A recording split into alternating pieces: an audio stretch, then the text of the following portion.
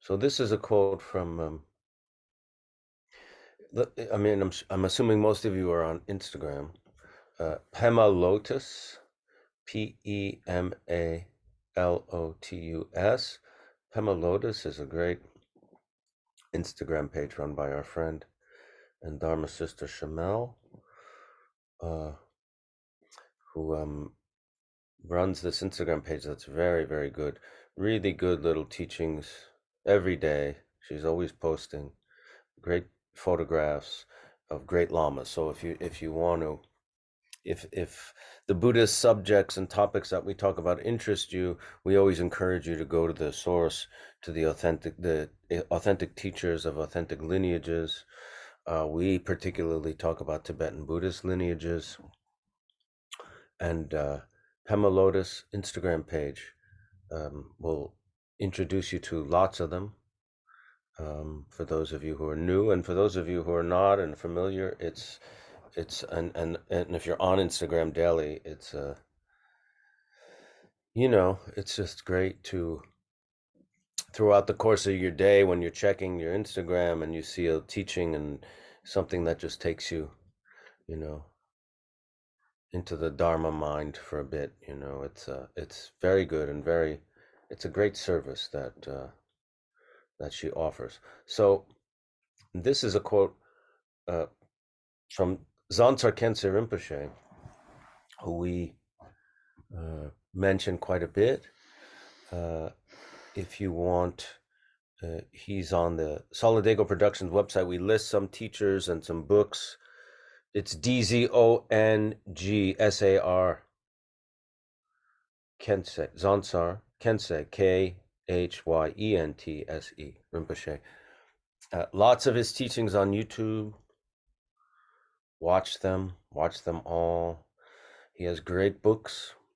Not for Happiness, What Makes You Not a Buddhist, The Guru Drinks Bourbon, Living is Dying. They're all really, really wonderful. He's a very amazing and important Lama. So this is a quote from him. This is from his book, Not for Happiness. The aim of far too many teachings these days is to make people feel good. And even some Buddhist masters are beginning to sound like New Age apostles.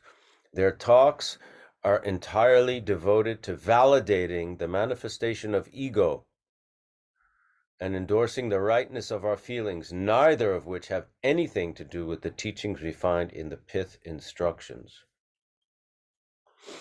So if you are only concerned about feeling good, you are far better off having a full body massage or listening to some uplifting or life-affirming music than receiving Dharma teachings, which were definitely not designed to cheer you up.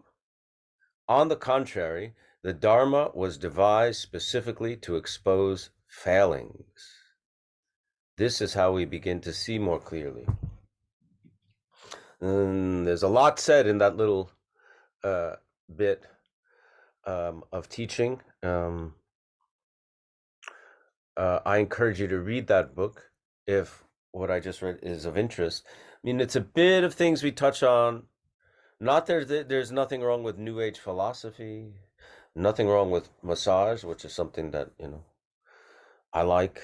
I think it's very healthy for body and mind. And massage practitioners are usually very compassionate, giving, generous people who help you. But it's not to confuse the Buddhist teachings with another New Age philosophy that's saying, that's interested in mending the ego, propping up the ego. And this is not about self-esteem. We're not talking about, you know, you know, diminishing our self-respect or self-esteem. It's not about that. But the Buddhist teachings, which involves the practice of meditation, which drew most of you here and which we will practice today, are really designed to first start to look at how the ego is a composite compilation, diluted, kind of cobbled together structure that we invest and relate to with absolute certainty, finality, reverence, limitation, when the reality of what the Buddha taught is that, and we spoke about this, the view of non-duality, impermanence, interdependence, dependent arising, shunyata, emptiness. That is the true nature of existence.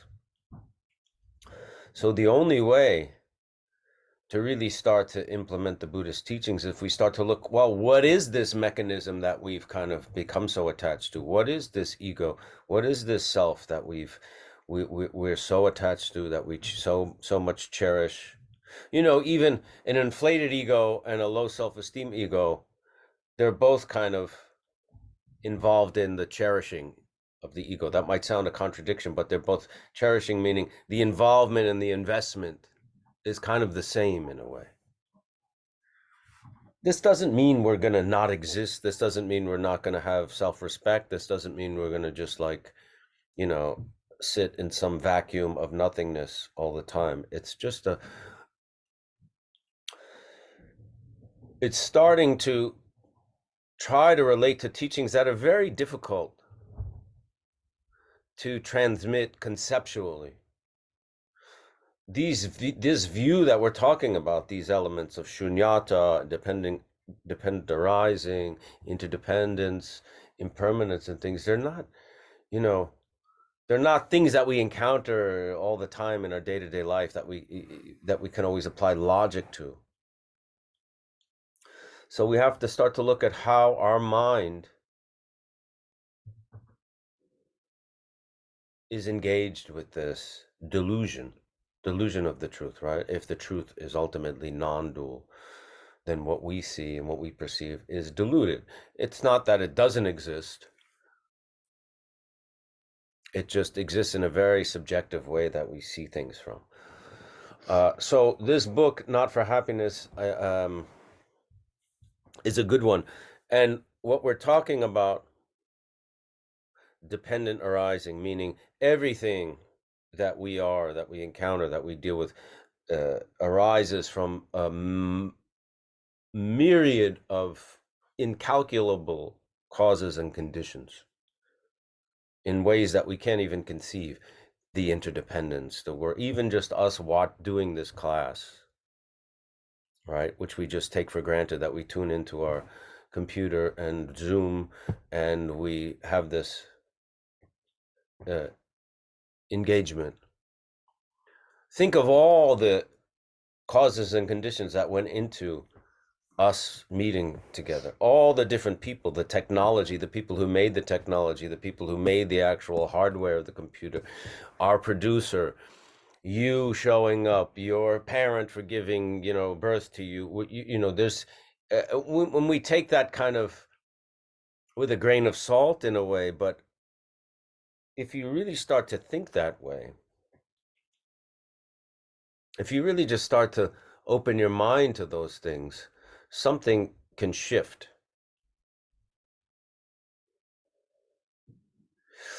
There's a teaching we watched yesterday by Zanzo Khyentse Rinpoche, and it's called It Depends.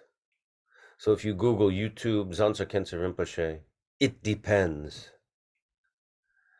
he goes into dependent arising in a very thorough, relatable way. And I think it's something if whatever I've been saying for these last few minutes is of any interest, I encourage you to really tune in to a authentic master who, is, a million times more knowledgeable and eloquent than anything I can possibly say. I'm trying to give you my impression of what I see, so you can be turned on to the same kind of information. Again, I don't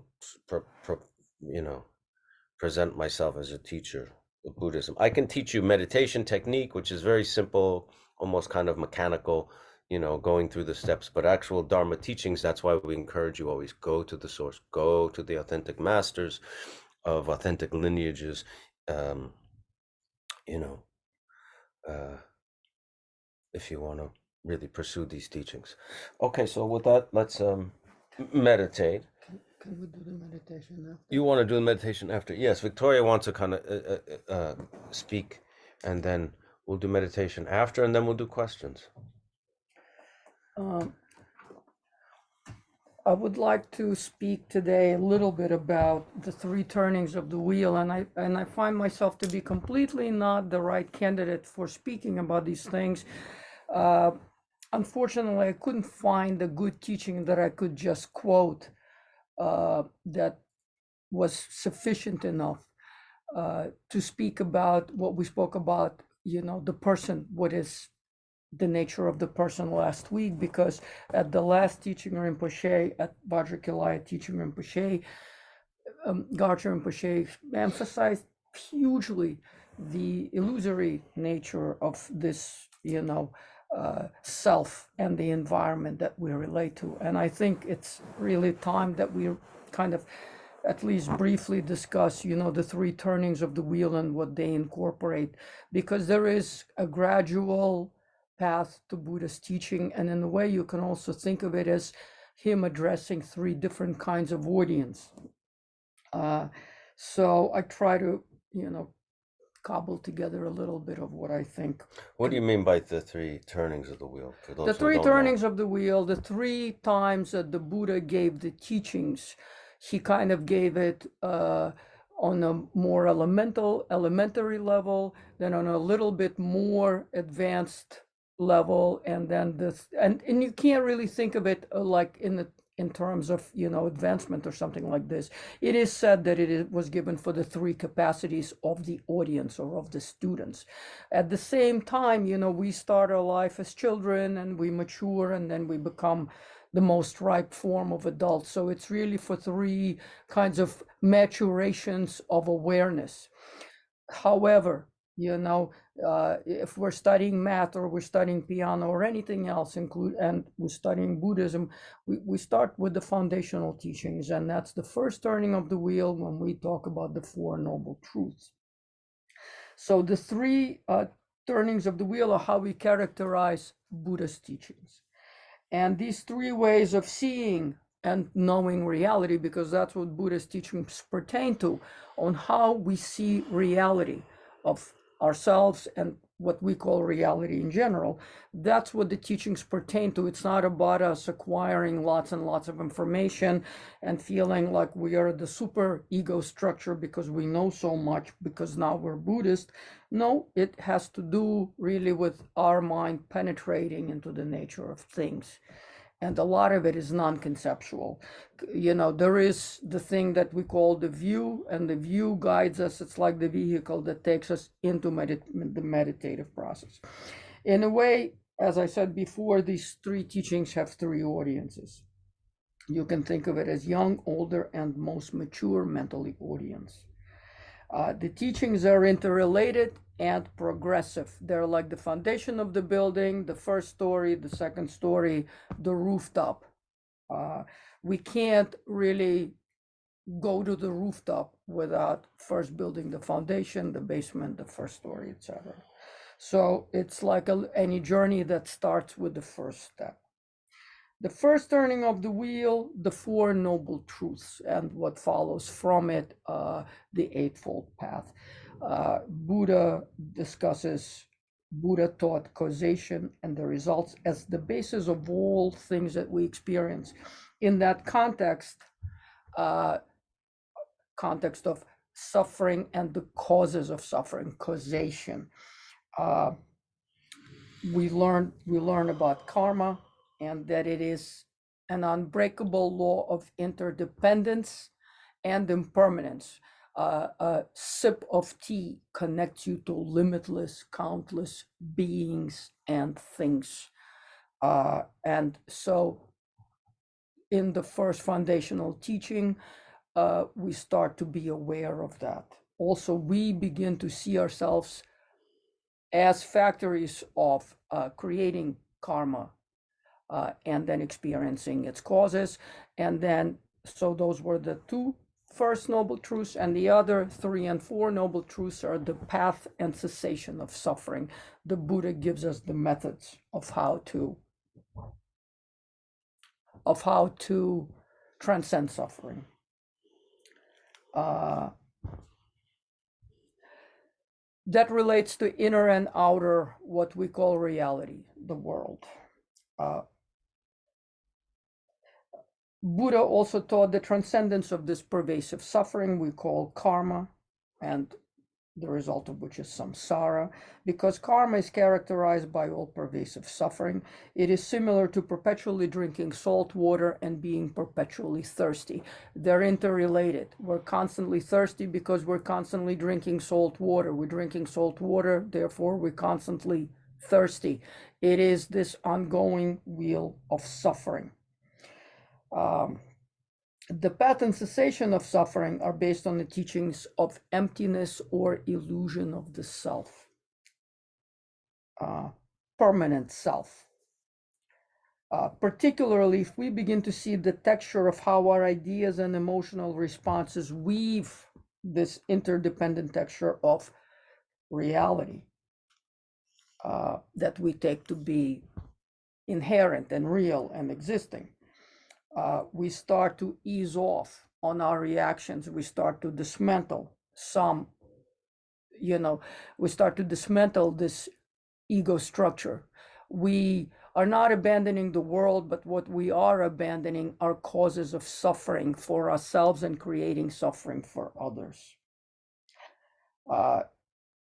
Buddha gave us the methods. The methods are analytical, and they are resultant activity, how we live based on this understanding, based on this view, and the methods that we employ in once we begin to understand that the causes of all suffering are based on this very delusional kind of and an assumed idea of a permanent self. Ignorant belief in the self spawns dualistic web of attachment and aversion. All this is experienced by us as suffering and ceaseless creation of suffering. The fleeting pleasures that we cannot hold because they're impermanent, the fear of things to which we have aversion, which always necessarily come because there's due to impermanence, the state of pleasure is then replaced or succeeded by the loss of that pleasure. We have things like old age, sickness, and death, loss, etc. Karma is something that Buddha taught. We throw a stone, we think we're throwing in the right direction at someone, always and pervasively lands on us. We are the experiencer of that throwing, because in our delusion of self and other that Buddha discusses in the first turning of the wheel, we act on these afflictive states of ignorance. When we, as a result of it, create karmic, karma is created through our activity based on ignorance. We are always the recipients of that throwing of the stone, of that being angry at someone. So in this turning of the wheel, we begin to abandon everything that is ordinary dualistic version, conceptual version of the self, the I. And with the abandoning, we abandon creating suffering for ourselves and for others.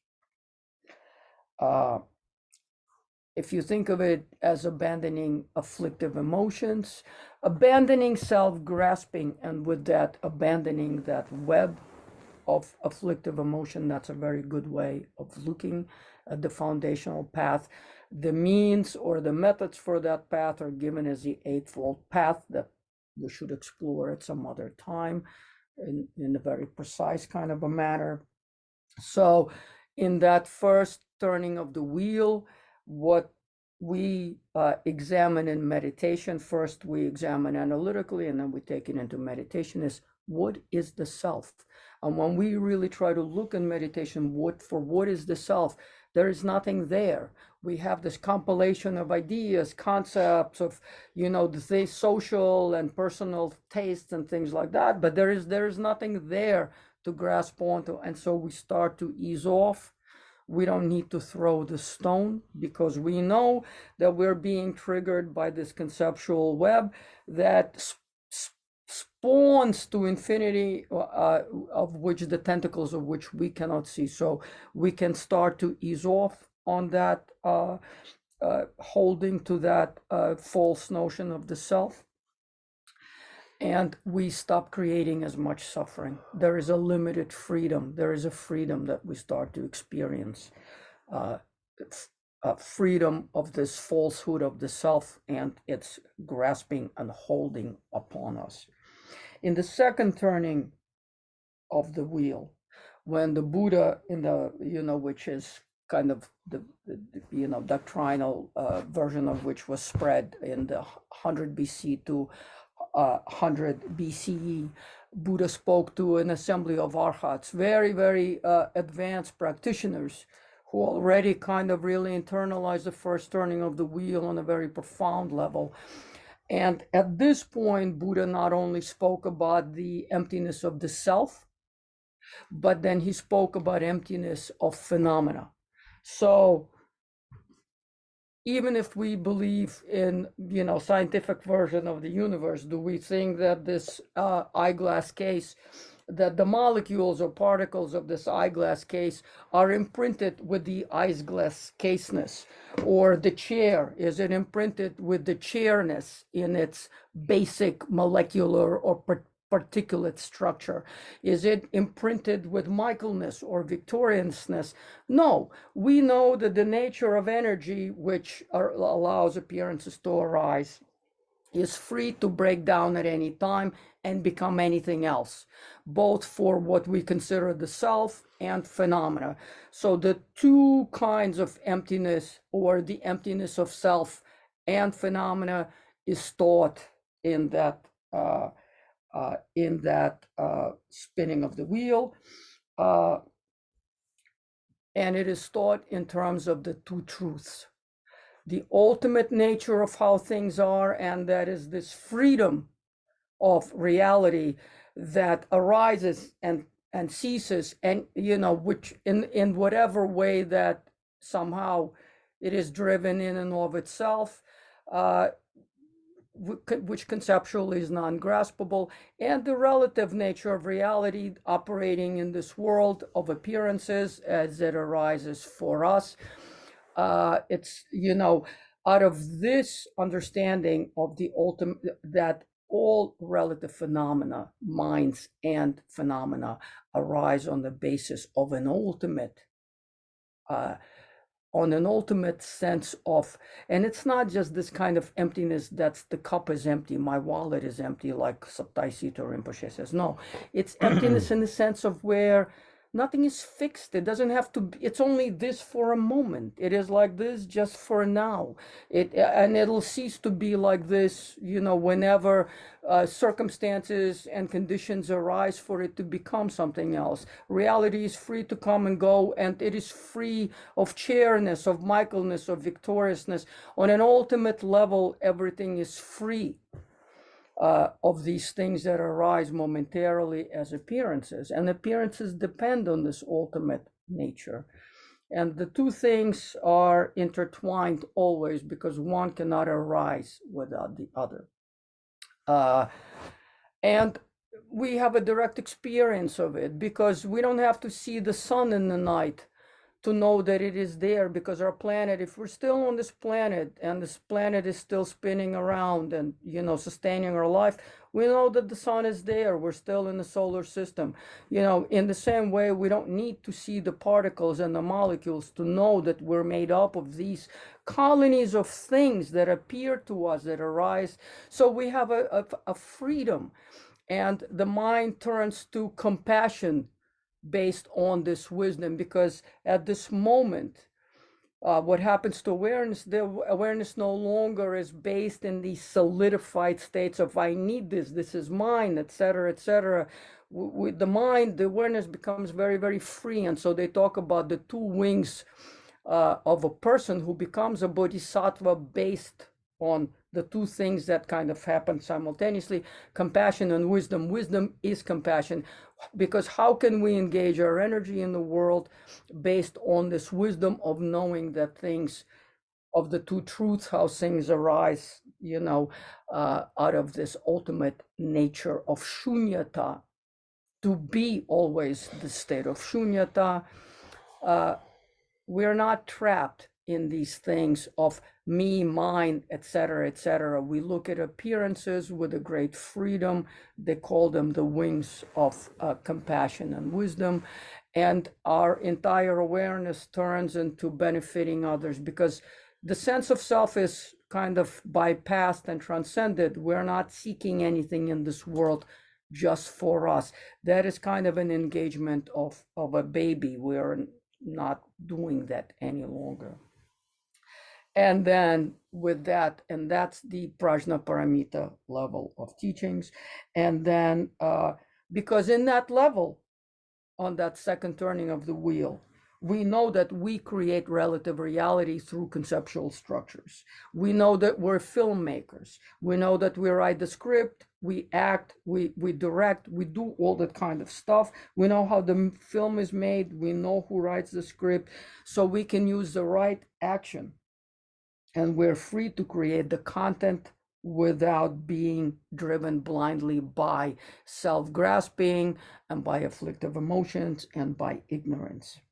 So at this level, of course, awareness is fully transformed. And so this is called the wheel of transformation. When we see an angry person at this level, we can see almost into the future of how that anger is going to hurt that person, either momentarily or shortly after or in the next lifetime. When we see a person filled with desire, we see right away that person being hurt by that desire, whether right now or 5 minutes later or in the next lifetime. We know this because we see how the script is being written. We see the karmic elements being kind of like summoned. We know how this relative play is going to play out. So there's nothing to turn to but compassion. And because based on knowing the sense of reality, there's nothing for us kind of to like really focus our energies on. And we're liberated from this self-dualistic grasping. Our reality becomes, we are here, but we are here to act and to live in a certain kind of way if we have attained this level. The third turning of the wheel is said to be based on a very profound sense of that bodhisattva level going into a deeper meditative experience. And again, even from the second level of experience, it's not about creating like more elaborate conceptual structures through which to experience, reality. We know that the microscope, the spaceship, the theory, the particle theory, the that theory, the this theory of the mind is only created by conceptual mind. And already in the turning, on the second turning of the wheel, we become very free and loose with that creativity of how to look at reality. We know that no conceptual vehicle, whether it's a theory or a thing, an object, can examine the mind. We know that the nature of reality is beyond the grasp of this dualism. And in the third turning of the wheel, we take it into, a meditative experience. And as Buddha himself and the teachers who've attained enlightenment, they came back out of these profound meditative experiences and told us that the nature of mind experienced at that level, at the third turning of the wheel, that was given to not as many students, obviously, that those experiences go beyond, and they call that level of the turning of the wheel abandonment of emptiness. In other words, we leave all conceptuality behind. We're not even holding on to the concept of emptiness and the two truths in a way. We come out of that experience where mind looks at its own nature and it knows it not to be just simple, like devoid of this, devoid of this, devoid of that, having no inherent existence, having no conceptual structure, no social structure, etc., no relative structure. But what there is in that experience is the luminous nature of mind. And that is what we always refer to when we talk, because we engage in Vajrayana teachings. That's what we receive from Garchen Rinpoche and our teachers. And all the teachings of this level are based on what is called the Buddha nature. When we talk about the basis, you know, our basic nature, our inherent nature is this luminous cognizance. The mind experiences its own cognizant nature in this kind of, once we can go step one, step two, step three into an experience, a meditative experience of that level, that's what we come back with. The mind the mind can see its own luminosity. It's nothing graspable or, but it is firsthand experienced. And that's even like in simple teachings, when Michael gives the instruction on look at the thoughts as arisings, but always remember the space, the luminosity of awareness within which it unfolds. And only mind can see its own face. We cannot go there with other methods. There are no observations, there are no microscopes, there are no spaceships. We have to get out of the space vehicle and put the feet on the soil in the meditative experience. Of course, that meditative experience is for people of tremendous capacity. But it is said that this, Buddha nature is our essence, and that even stupid things arise based on that nature, because mind's luminous nature is the thing that lights up the sky. It is what gives us any kind of experience. So the most amazing things are based on it, great music, great science, great this and this, but also ignorant experiences arise on the basis of this luminous nature. And so the teaching is very definitive in saying this, and this is what I'm trying to get to in this long-winded way. Our Buddha nature, our basic nature, does not need to be refined. It does not need to be changed. What we engage in is the purification, removing what are called adventitious or temporary stains on that nature. It's like practice is about removing the stains, taking ourselves to dry cleaners, taking away the veils and unpeeling to get to that which is always us, which always has been us. Our basic nature is already always wise. It is already always good. It cannot be in any other way. It is it is unstained and unbreakable because it's not created. It doesn't arise. It's not a product of some kind of, conceptual manipulation or something. But in order to see it, we have to remove the blindness of the two veils, the veil of ignorance, that is like the dualistic conceptual thinking, and the blindness of afflictive emotions, that is this generator of karma, cause and effect. And we're always lost in that hamster wheel. We cannot get out of it. We think that the hamster wheel is the world. And so the teachers and teachings urge us to go into this inner world to find the Buddha nature and then to start to live through that. So, with that, yeah. And the other thing is that in the third turning of the wheel, we use this luminosity as the basis for practice. That's how we engage in things like Tonglen, by relying and knowing. We're not just creating these kinds of we're not just sending wishful thinking to others. We're really using our luminous mind. And we trust because we see our teachers, we know Buddha attaining enlightenment, we know many, many others, countless fearless warriors attaining enlightenment. And so we're like in our baby way, we start to practice in the same way. We're saying we will become warriors one day like this, where we can liberate other sentient beings. But now we practice like this based on our luminous nature. And that's how we engage in Tonglen and we engage in those other kinds of profound activities. Using these means of visualization, etc., etc. They're not made up. They're not like us being these great, great scholars. It's actually exactly the opposite. It's like stripping away the conceptual layers. It's stripping away, I want to do this, I'm going to be this, when I grow up. It's really stripping away to our basic primordial, nature, which is basically good, cognizant, luminous, and compassionate.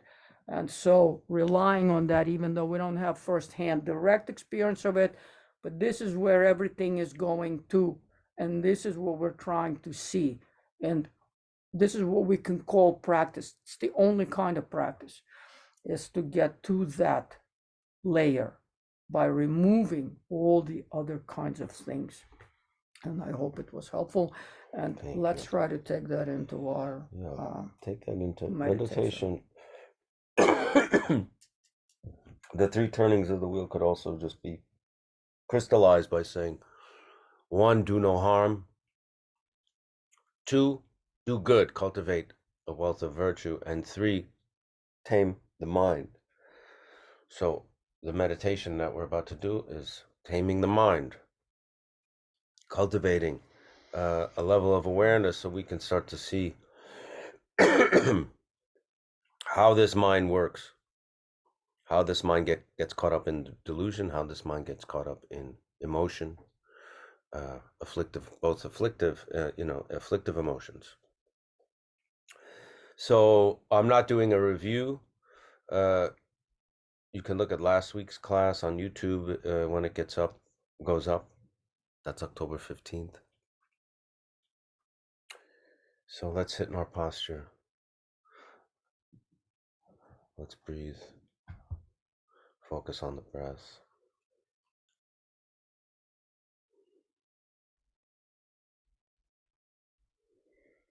Or focus on the mind.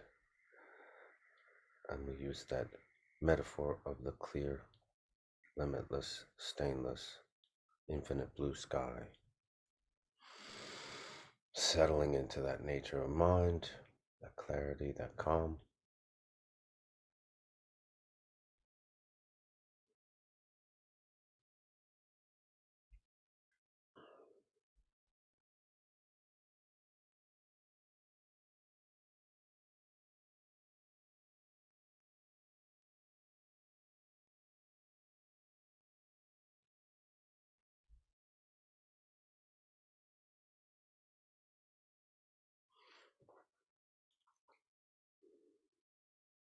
Mind looking at mind.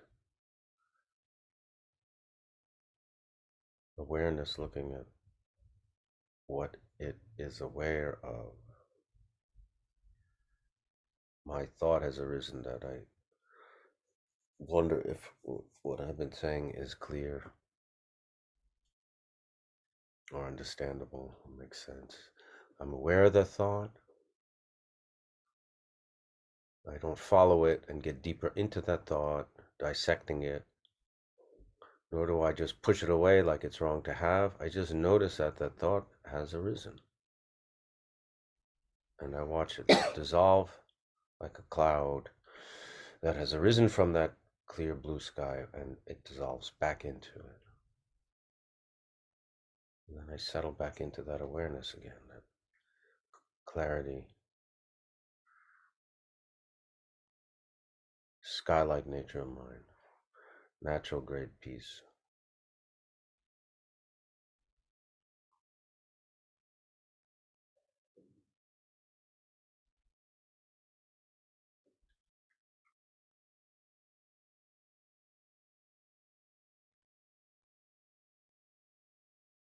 Another thought arises. what I'm doing later this afternoon. Leave it there. It dissolves. Settle back into that sky-like nature of mind.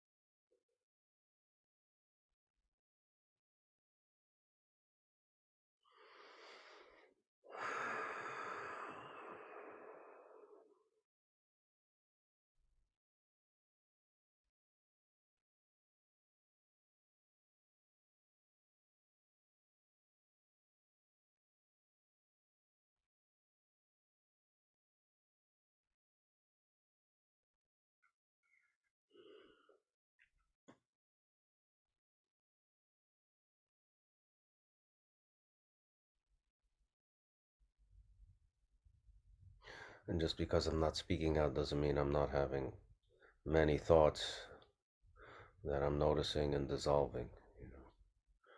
I'm just choosing not to, talk through the whole session. So don't be discouraged if you're repeating this process over and over, or what seems like incessantly. That's part of the practice.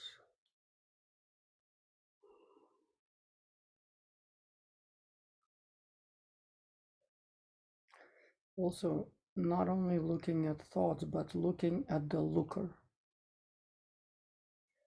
Who is, where are the thoughts taking place? Who is creating these thoughts? Where do they arise? Looking at the source.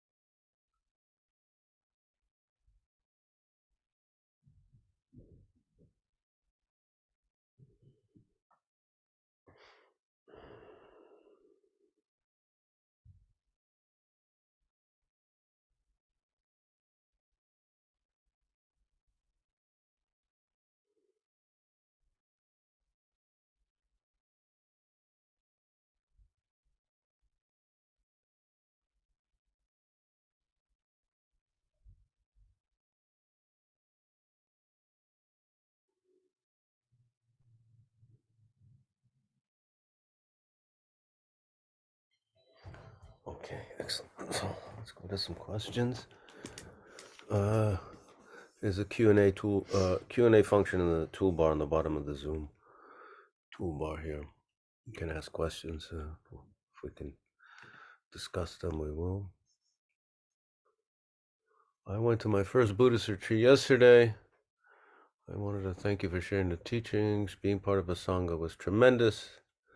Energy and connection, I'm so grateful. Yeah, if you're inspired by these teachings, please follow up, look up some teachers, subscribe to their e-blasts or email lists and see when they're doing retreats, and look in the places nearby, or travel if you can. You can do retreats online now, virtual. Many ways to connect to the Dharma and connect to the teachers, the miracle of modern technology. My practice is to meditate in short 5 to 10 minute sessions throughout the day. What are your thoughts on longer sessions? Should I be working towards 30 to 60 minutes? Or is that something that's dependent on each person's practice? You answer that. Regularity is always the most important. But of course, the more a longer session eventually will allow you to go into a deeper meditative experience. It takes a minute for the mind just to settle down and then to start to begin to abide in its kind of natural space. Um, Sure, work toward longer sessions, absolutely, because there will be more profound experiences as a result of it. Not every day, not every session, but there will be. You're also going to be cultivating patience, perseverance, ethical discipline, all these kinds of things, obviously improve our sessions. And the sessions are the only way to really, the mind cannot know the mind's nature by any other means. uh, First we start with analysis when we, know there's no other means. Then we actually have to sit down and get to that place using our body as a vehicle, using our patience, using all these other kinds of things. So working toward more profound experiences, obviously, in sessions is of great benefit. But regularity is more important than long sessions. So the teacher's name, Zonsar Khyentse Rinpoche, Dzongsar,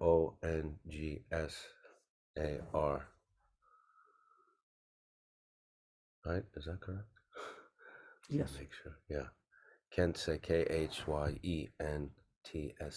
Rinpoche.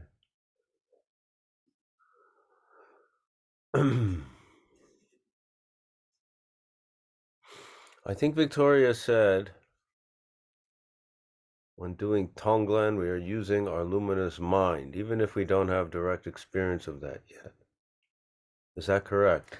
We're working with our subtle energies. We're working with things like our central channel. We are visualizing and working with not so much the coarse notion of the I. And clearly, as I was saying before, regarding the longer sessions, we have to have those teachings. We have to have, experiences of our subtle body to be able to work with that. But yes, we do have the energy to change. We are connected to everything, infinitely connected to everything, and we can change, through allowing our compassionate energy to become our activity. We can channel it toward helping others. That's what Tonglen meditation is, really, in essence. Thank you. Are there any teachings that come to mind that speak of navigating war? Navigating the heightened idea of otherness and separatedness. All the teachings actually go to dismantle the self and therefore other, because the grasping of the self is what is the basis of the dualistic mind. Without the self, there is no other. subject-object duality is this very nature of this delusion of self-grasping. Um, you know, when when we act on this delusion of the self as real and therefore the other is there, we are triggered, and afflictive emotions are triggered because the other is experienced as something that we are afraid of. We in the anticipatory nature of the other doing something to us, the afflictive emotions spin out because ignorance, the five fingers of ignorance or the four fingers of ignorance are the five afflictive emotions. Dualism is the five afflictive emotions. It's one and the same. And so the real reasons for the war are, before we throw the stone, we perceive the other through an afflictive emotions. We want to throw a stone at him. First, there is the thought, then there is the word concept, then there is the action, the war. So taking it back to its original source is how we dismantle.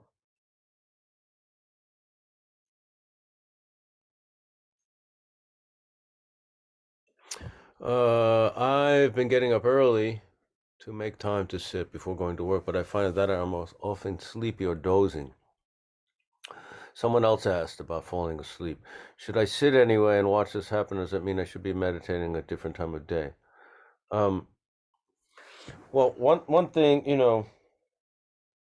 make sure you're in the proper posture, and that's why it helps the eyes are open. If one thing you can do when you feel drowsy is you raise the angle of your gaze. So if you're here, right, you raise the angle. Often it can kind of wake us up a little bit. Um, Maybe you need to go to bed earlier and get more sleep because you're adding a little time earlier in the morning. Um, you know, it's interesting because Victoria likes to meditate very early in the morning as soon as she gets up, which I do sometimes, but I also can, for me, I also meditate sometimes after doing some things in the morning, like exercise or having breakfast or something like that. Um, you have to find what works, you know? And you also have to find the basic courage and discipline and know you can do it, and eventually your body will change, and eventually you will have a certain kind of clarity. But even in that kind of sleepiness, tune in to the energy of the mind and see what awareness is doing, its movement and its stillness. Make sure to use the right concentration when sitting, because meditation is not a physical exercise. The physical posture is only to allow our energies to flow freely through our wisdom central channel so that we can have a meditative experience and really focus on the energy of awareness. Distinguish the physical energy of the body and the energy of awareness. One method of meditating I was taught in college is to let thoughts come and actually explore them and go into them. Letting go of the clearing the mind goal thoughts. I don't know. I'm not sure what method that is or what the point of that meditation is. So I can't really speak to it. You know, um, there is forms of meditation. We're not teaching that here. When you're really meditating on a certain, focusing the mind on a certain like aspect of Buddhism. Say you're talking about shunyata or something, and actually really kind of contemplating what that means or trying to understand it, trying to deepen your understand it. Um, but if it's just about letting the mind just follow any thoughts, that's kind of what we always do anyway. So I'm not sure what the value of that would be. I mean, if you're really trying to understand, say, impermanence, right? You're someone who's never given much thought to impermanence, and you just want to sit and really kind of start to see, how that works. Oh, look at this picture of myself. 10 years ago, I looked very different. 10 years ago, I was thinner, or I wasn't as gray, or I had, my face looked different, it looked younger, and I lost 5 people in my family in the last 10 years. And, I don't live where I live anymore because I was thrown out. You you want to meditate on how impermanence is present in your life, you know. Um, or you want to maybe think about, when I say meditate on, it's really kind of turning your mind towards trying to understand this. It's like basically, you know, listening to a teaching, and then there's pondering a teaching. So if you listen to a teacher talk about impermanence, or you read a Dharma book talking about interdependence, dependent arising, maybe. Like last night, we watched a teaching, Zanzer Kensei, about dependent arising. And then after, I was pondering, what that means to me, or how I can understand that better, by going into it. I didn't sit and just clear my thoughts and like dissolve thoughts. It's a different, you know, form of using the mind. It's a different technique, valuable and important. But in terms of this kind of calm abiding meditation, which we do formally here in this class, they're very different. But just about letting whatever thought comes into your mind and following it, that's kind of what we usually do. That's our default. That's kind of what got us into all this trouble. Ordinary Why we're mind. suffering so much and decide to have some kind of spiritual path, ordinary mind. By going into, each thought, I mean, yes, of course, there's an analytical component to meditation. It almost, you can say there's what is called analytical meditation and the calm abiding meditation. But at the same time, analytical meditation is not following each thought. That's just creating more elaboration, spinning the web of dualism. In analytical meditation, we're really examining just the source of and the space of where thoughts arise and where they dissolve. We're watching the mind in its stillness and its movement in the analytical meditation, but we're not elaborating and using conceptual dualistic mind uh, of the ordinary conceptual thinking. That's not really meditation. That's just thinking, ordinary thinking. Would there be any benefit to incorporating physical movement during meditation, such as yoga or basic stretching? I understand it feels good. Is it valuable to meditation? Not in terms of what we're doing here. There are advanced practices that you might receive from a teacher that you're committed to, that does deal with some kind of physical aspects and stuff, but that really has to be introduced and taught in a formal setting with a teacher that you've made, an authentic teacher from an authentic lineage that you've made a connection with and stuff like that. So they're really not appropriate to discuss at this point, because of that, because it really has to be the teacher that makes the decision to impart those things to you.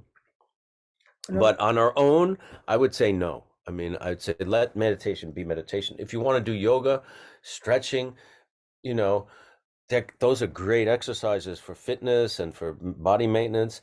And while if you're in the gym and you're doing your stretching or you're doing yoga, you can, tune into your mind when you're doing that, and work, the way we do here. I mean, the goal is to bring this awareness that we're cultivating to life all the time. So, you know, um, absolutely bring that into many different activities. Having dinner in a restaurant, you know what I mean? Going to visit your family or something, riding on the subway. Um, but in terms of bringing that into this formal sitting meditation practice, I wouldn't suggest that right now. I mean, we do a formal meditation of the 9 breath purification where we clear the side channels and the central channel. If you can connect maybe before sitting practice through movement to maybe connecting to your subtle energy, that's good. But then, sitting meditation is what we do at this level of practice. And as Michael mentioned, there are advanced yogic exercises connected to cultivating awareness, but that a lot of times it's done in a 3-year retreat setting and at a very advanced level. It's not what we ordinarily think of as movement. There's a couple of questions on feeling kind of not inspired to meditate, either from, busy mind or disconnection and stuff like that, especially when things are difficult, That how to be inspired and, more than being inspired, we also have to be disciplined. We have to bring our mind to, often when we're eating cake, we don't want to think about how the inflammation sets in and other kinds of things. When we are in the midst of pleasure, we don't want it to stop. It's like drinking salt water, but at some point we have to disconnect and use discipline not to keep creating karmic webs, and also really start to liberate ourselves from the habitual patterns of being possessed by desire, laziness, etc. What does it mean to be inspired? We should bring down our ethical discipline and a desire to liberate ourselves from sloth and being asleep, from repetitiveness, from this constant churning wheel of karma, cause and effect, from the wheel of suffering. I mean, that's the whole thing of the first wheel, is the renunciation, is abandoning negative action. We sit down to practice because we have set ourselves very clearly on a course. We said, okay, I've done this so many times. I've eaten ice cream so many times, and the next day I got up, or I drank booze, or I did drugs, or I did this, I said bad words, I hit someone, and the next day I wake up and I feel the brunt of it all. And that's, maybe that's the inspiration. Maybe it's looking in what I did yesterday that makes me feel crappy today, that I need to sit down and change my life fundamentally. Because if we didn't start with abandonment, if we think samsara is great and we'll just keep repeating over and over and over and over again, it's very, very hard to find inspiration. But I find more than inspiration. We make a decision that I'm tired of this, and I will find discipline and bring down ethical behavior, patience, etc., the 6 paramitas, into my desire to want to change and get out of this hamster wheel of creating samsara and the hangover that never ends. Doing the same thing day before yesterday, as the previous year, etc., etc. We have to look at our life in a very different kind of a more expansive way to see the repetitiveness and the stupidity of this repetitive behavior. Realize that, our ordinary mind does nothing but create suffering for self and other. And if we want to change, if we want to bring about a real change, we sit down to meditate first because we want to bring about fundamental and real change, not like a change for 5 minutes. We want to lose 3 pounds or something like this. We want to stop eating. Now we want to really bring a real change. And it really starts, that comes from the mind. So, maybe the word inspiration, as opposed to like real solid analysis, and desire for change,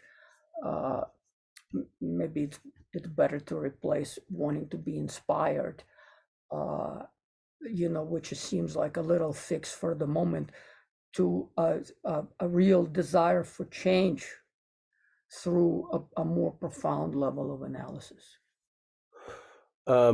We have just time for a couple more. Someone named Megan asked something, but Megan, I'm going to ask you to answer this if you're still with us here, if you didn't sign off yet. And I want you to answer your own question and write it. Any suggestions on how to practice more compassion and less selfishness? So you answer that first. See if you can, and then we'll come back to that. This is a good question. I'm new to meditation, So I'm struggling to stay still. It seems whenever I try to sit in stillness, something starts to really hurt. Neck, shoulder, hip, something. Is this a trick of the mind? You have to, some tips for quieting the body. Um, so if you're new to meditation, really focus on the fundamentals of the technique, the posture. Um, you know, if you're finding it uncomfortable, like, you know, this this kind of pose might be too, you know, uncomfortable. Maybe sit higher in the cushion, instead of a low cushion, a thicker cushion. Experiment with different heights. Um, if your hips, are really problematic, you can use a chair. Now, you can use a chair, but your hips should be level or above your knees, and your legs really should be almost at a right angle, and your feet should be on the floor. Some people use a wall to support their back. If you're new, you can do that too. Um, if you're new, you need to have a bit of patience with this because uh, it's new. Sometimes we have expectations that we're just going to try and everything's going to be okay. Feel comfortable to shift position. Don't feel like you have to just be locked in stillness. If your hip is hurting and you want to move your hip a little, if your neck is hurting and you just want to move it for a second, it's okay. Just settle back into the posture, settle back into the mind technique. Be patient, be consistent, keep going. Um, you can also, and this goes into another question. Someone's asking if they're sensitive to noises that are distracting, and should they use earplugs? Um, I've never heard the argument about using them, but I've never heard the argument about not using earplugs. So I don't know, but we can use the distraction, the noise, the discomfort of the body, the way we're working with thought as well, because if we're getting distracted, hearing a noise, or we're noticing a pain in the body, it's communicated to us through a thought as well, through our mind, right? We're not perceiving it in a vacuum. The mind is perceiving the sound, the mind is perceiving the pain in the body. So we can also connect to it in the same way. Be aware that the mind is having this connection to this pain. Be aware that the mind is distracted by this outside noise, and kind of dissolve that. Settle back into the clarity, and you might feel it again. Be aware of that. Maybe shift the body to release some of the tension, some of the strain on some of the joints here and there. Settle back into the pose. It's this back and forth that really kind of is the work. And I just want to add quickly also restlessness, whether it's physical, however we experience restlessness, it is the ordinary habitual pattern of the mind. So persevere through it. Have patience with yourself. Know that we all have that restlessness. This is the ordinary dualistic mind. It'll focus on this, and my knee hurts, and my cushion's not like this, and this, and this, and this. Come back to the breath. Hold your posture. Have patience. Also have courage. Know that you can get through the cloud of restlessness. It's like the airplane going above the cloud cover. Have the perseverance and the patience to get through the restlessness to to where your mind becomes free of that, but it become get to the next, take the elevator to the next level, so to say, in your practice. Persevere.